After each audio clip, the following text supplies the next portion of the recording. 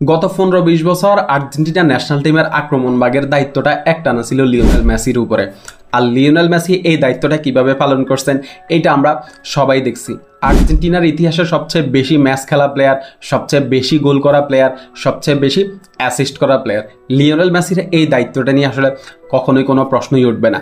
এখন লিওনেল মেসিকে তো আমরা খুব বেশি দিন আর আর্জেন্টিনার জার্সি গায়ে দেখবো না। খুব সম্ভবত আর 15 থেকে 20টা ম্যাচ, ফ্রেন্ডলি ম্যাচ মিলিয়ে আর কি, এই 15 থেকে 20টা ম্যাচ 2026 বিশ্বকাপের পরেই লিওনেল মেসি আর্জেন্টিনার ফুটবল থেকে অবসর নেবেন। এখন লিওনেল মেসি চলে গেলে কার উপরে আর্জেন্টিনার আক্রমণ ভাগের দায়িত্বটা থাকবেন? কে হবেন লিওনেল মেসির যোগ্য উত্তরসূরি? তো বিভিন্ন সময়ে বিভিন্ন ইয়ং স্টারের নাম শোনা গেছে। যেমন কিছুদিন শোনা যাইতো লুকা রোমেরোর নাম, তাকে বলা হয়তো যে মেসির যোগ্য উত্তরসূরি।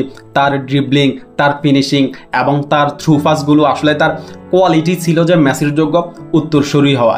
কিন্তু এখন আর তার নামটা শোনা যায় না। তিনি ক্লাব লেভেলে নিজেকে ওইভাবে মেলে ধরতে পারেননি। বলা যায় যে ক্লাব লেভেলে তিনি নিজেকে হারিয়ে খুঁজতেছেন। এরপরে আরও অনেকগুলো নাম শোনা গেছে, যেমন নিকো পাজ, থিয়াগো আলমাদা, ক্লদিও এসিবেরি, বিভিন্ন সময়ে বিভিন্ন ইয়ং স্টারের নাম শোনা যাচ্ছে। এই নামগুলোর সাথে নতুন আরেকটা নাম যোগ হয়েছে, সেটা হচ্ছে ফ্রাঙ্কো মাস্তান্তুয়ানো, আর্জেন্টিনার নয়া মাস্তান। আজকে এই প্লেয়ারটার খুঁটিনাটি নিয়ে একটু কথা বলার চেষ্টা করব। শুরুতে বলি, ফ্রাঙ্কো মাস্তান্তুয়ানো জন্মগ্রহণ করেছেন আর্জেন্টিনার আজুলে। বয়সটা কিছুদিন পরে 18 বছর হবে। আর বর্তমানে খেলতেছেন রিভার প্লেটে, আর্জেন্টিনার ঐতিহ্যবাহী ক্লাব, যেখানে অনেক লিজেন্ডারি প্লেয়ার খেলে গেছেন। এখন এইরকম একটা ক্লাবে এত কম বয়সে এই ক্লাবের আক্রমণ ভাগের পুরো দায়িত্বটা আছে আপনার ফ্রাঙ্কো মাস্তান্তুয়ানোর উপরে। আর দায়িত্বটা তিনি খুব ভালোভাবে পালন করতেছেন। এই সিজনে খুব সম্ভবত 7 গোল 4 অ্যাসিস্ট করেছেন। শুধু গোল অ্যাসিস্ট দিয়ে আসলে তার পারফরমেন্সটা আপনি ব্যাখ্যা করতে পারবেন না।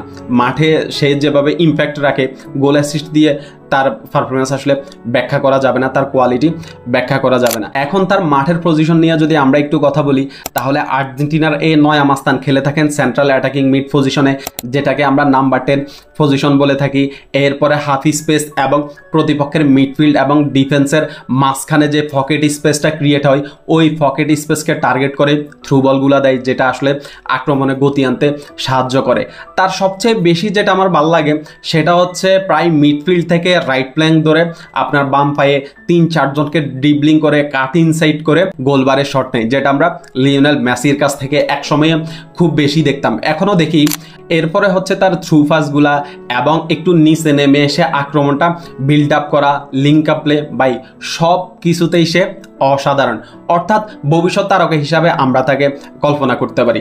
আর্জেন্টিনার এই নয়া মাস্তানের জন্য ইউরোপের অনেক বড় বড় ক্লাব অলরেডি কাড়াকাড়ি শুরু করছে।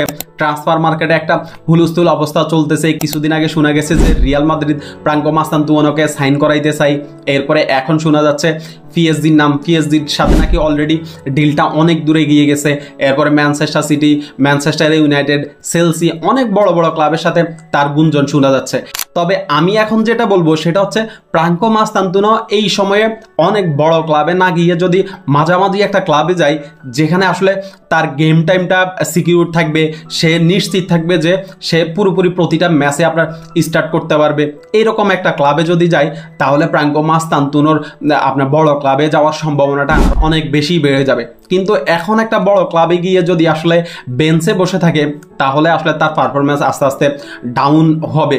যেটা আমরা দেখছি যে হুলিয়ান আলভারেজ ম্যানচেস্টার সিটিতে থাকতে অনেকগুলা ম্যাচে তিনি বেঞ্চে বসেছিলেন, যার কারণে তিনি ম্যানচেস্টার সিটি থেকে এবার অ্যাথলেটিকো মাদ্রিদে চলে আসছেন এবং অ্যাথলেটিকো মাদ্রিদে এসে একটা উড়ন্ত ফর্মে ছিলেন এই পুরো সিজনে।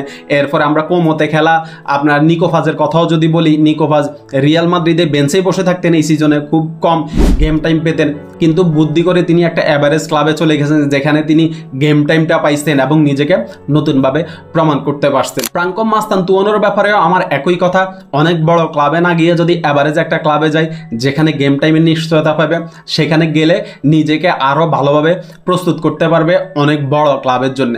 তো ফ্রাঙ্কো মাস্তান্তুয়ানোর জন্য শুভকামনা থাকবে।